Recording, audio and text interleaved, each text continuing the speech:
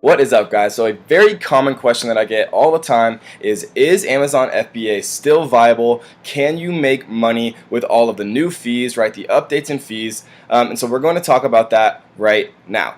So they have different categorizations of size, right? So small, large 1 to 2 pounds, and large over 2 pounds. These are the costs that it actually costs you from Amazon to fulfill these items. So this is when the Amazon employees are actually taking your items off of their shelves, putting them in a box, and shipping them out. So small, 1 pound or less, 15 inches as the longest side, so about 38 centimeters. Its shortest side, 0.75 inches or less, right? So it's medium size, 12 inches or less. So they give you a good kind of example down here of common sized items with their weight and dimensions and their cost in January through September and October through December, right? So these are actually different costs in Q4 because Amazon is incentivized to ship your items out of their warehouses so that they can make more space. So it's actually cheaper to fulfill your items in Q4, but it's significantly more expensive to store them. So there's two different types of fees you have to think about when you're doing Amazon FBA. The first is fulfillment. So January through September, a normal t-shirt, 1 pound or less, large standard size, dimensions of 8.5 by 5.8 by 1. 0.35 of a pound, outbound shipping weight 1 pound. $3.39 to fulfill the t-shirt. So when you want to think about the actual storage costs, then you can go to the monthly inventory storage costs. So during the first 9 months of the year, it's 0.64 per cubic foot. And so if you come to this services.amazon.com/fulfillment by Amazon pricing, you can actually calculate your storage fees simply by inputting the dimensions of your product. And I'm going to be linking this in the description of this video so you guys can go and you can play around with it. So 0.64 per cubic foot, right?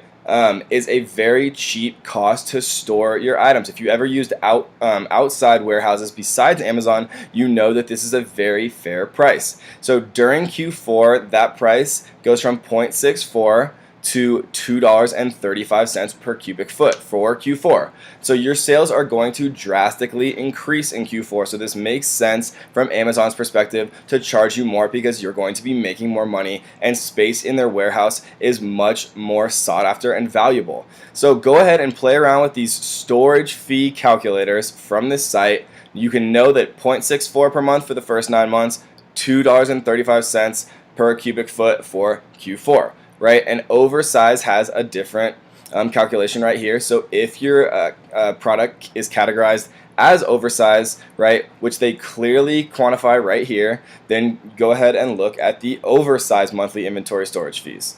And so some examples of fulfillment fees are good to look at.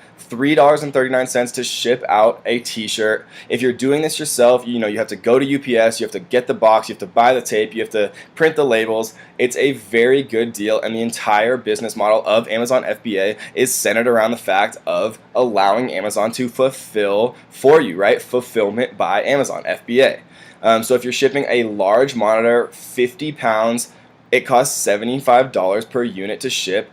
It's cheaper in Q4 because they want to clear space in their warehouses, but you're selling this for $500. And then when you add up your cost of goods sold and your shipping, you can calculate your profit. And so we're going to run through 2 real life examples to show you exactly what the costs are, what your profit margin is, multiplied by the number of units sold to show you whether or not Amazon FBA is still a viable business model.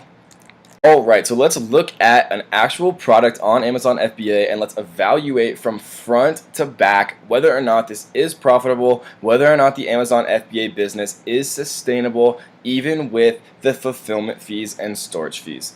So let's take a look at a product that we've looked at before. If you are part of my course, it's one of the products that I identified as an incredible FBA product, right? So let's take a look at this ASIN.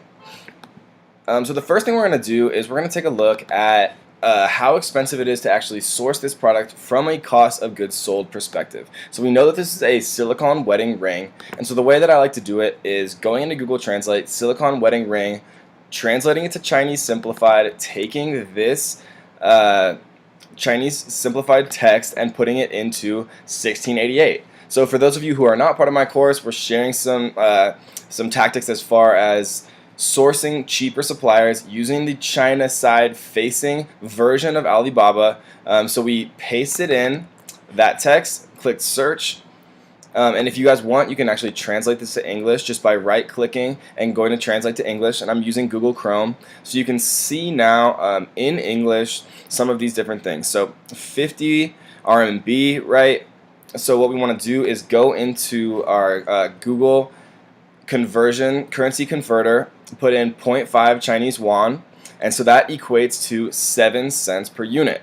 So then if we head into the FBA profitability calculator, we put in $7.97 for the price because that's what they're charging right here. And then we go to ship to Amazon. We're going to estimate here. I like to use about 1 to 1.5 times the cost of product just to be safe. It's usually going to be a little bit less than that, especially if you ship by sea. So we're going to go 0.07 for cost of product that we just calculated using our RMB to USD translation, currency conversion. So 10 cents to ship, 7 cents per unit, selling at $7.97.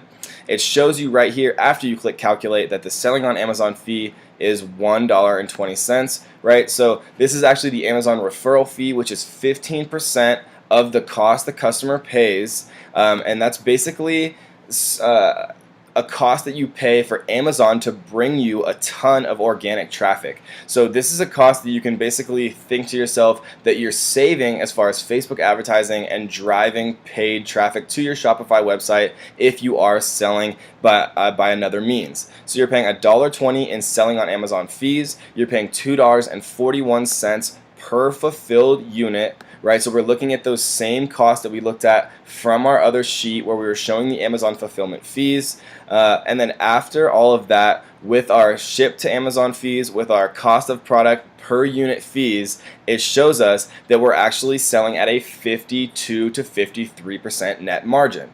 And so if we're selling $4.19 of net profit per unit, do is take that number, go into our Jungle Scout, take a look at the estimated sales per 30 days, and this is an estimate, guys. So if we were super serious about this product, we would look at the iTrack 999 cart trick method numbers to know for sure how many units this was actually selling per month. But for now, and for the sake of expediting the actual estimate, we're just going to use Jungle Scout numbers. So Honor Eternal is the product that we were looking at. So Honor Eternal, it looks like its estimated sales per month for Honor Eternal is 2,260.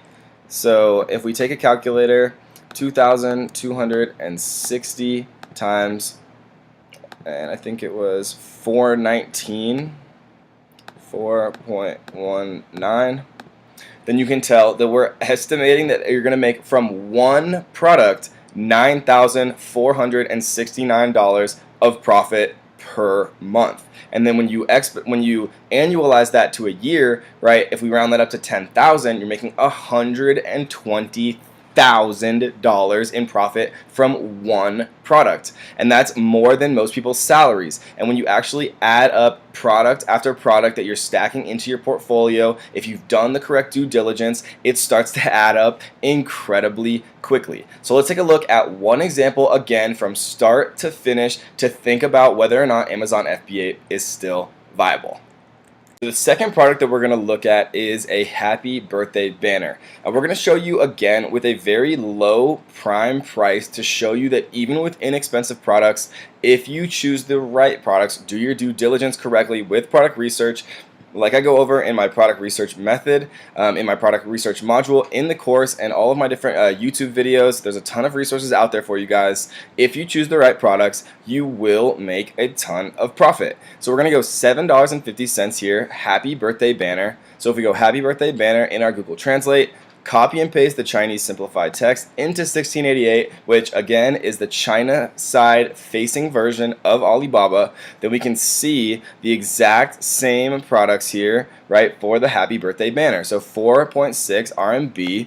If we go into the Google currency conversion, 4.6 Chinese yuan is 0.68 US dollars. So then if we go into the Amazon FBA fulfillment fee calculator, plug in $7.50 for the item price. We're going to estimate about 50 cents to ship to Amazon, even though that's probably a drastic overestimation, especially if we ship by sea, because these are incredibly flat, small, compressible products. So it would probably be much lower, but we're going to conservatively estimate about 50 cents a unit. 0.68 as we just calculated in our currency conversion. So we can see that even at an incredibly low price, we're still making almost a 37% net margin.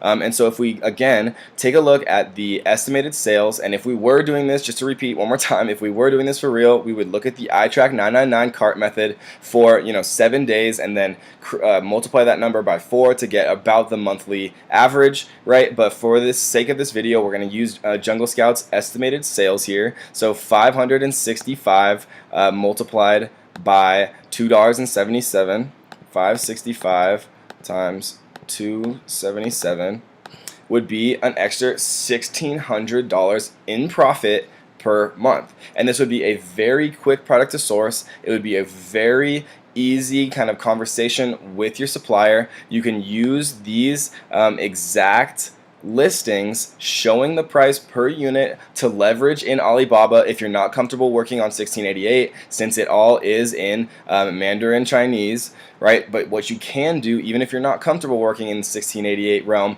is take images, take screenshots of these listings and leverage that price in USD against your Alibaba counterpart suppliers supplying the same product. Right, and so we looked through 2 exact products here, guys. But something to think about as well is if you add bundles, if you create value through a second product, or you make a premium version, or you make a different color, or you make a large version, or a small version, or a travel version, there's so many different types of variations you can do to make it $17.99. And then if we rerun these numbers, right, using a $17.99 price point instead of the $7.50 price point, right, and we can do that right now. So let's try another product, enter in the ASIN here, right, and we're going to do this live for you guys. $17.99 was the cost, right, and so we're going to estimate $1 here, just double it, right, because you're going to add in a few of those pom-poms that you can compress, right. Cost of product, so that before it was 68 cents, let's more than double that and make it $1.50 to add in that additional product, right, that I'm sure you can source from the same party supplies suppliers who do make all those different products, right? So you can bundle it right there in that same supplier with little to no additional work for yourself. And then if we run that calculation, now we're at almost 54 to 55% net margin, right? And so if we look at the Jungle Scout numbers for this one, so let's run the Jungle Scout extension, right? And this is the birthday party pack by Sterling James Co. So let's run the Jungle Scout extension on this specific product.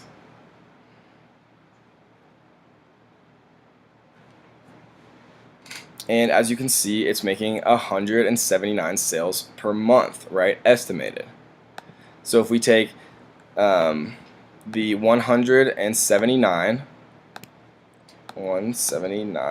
and multiply it by the 978 margin, right? Again, $1,750 profit per month from a single product, and that's just a very simple variant. So you can sell just the happy birthday banner as one of your products. You can add in the additional pom-poms to the listing to create a second product, and now all of a sudden you have $3,000 profit per month, and it doesn't take, you don't have to go find a new supplier, you don't have to do any additional research, the demand's there because you've proven it with your first products, and all you have to do is just create that variation, create a second product listing, take a few more photos, and then for pretty much forever, you're going to have a product that's earning you an additional $1,750 per month in profit.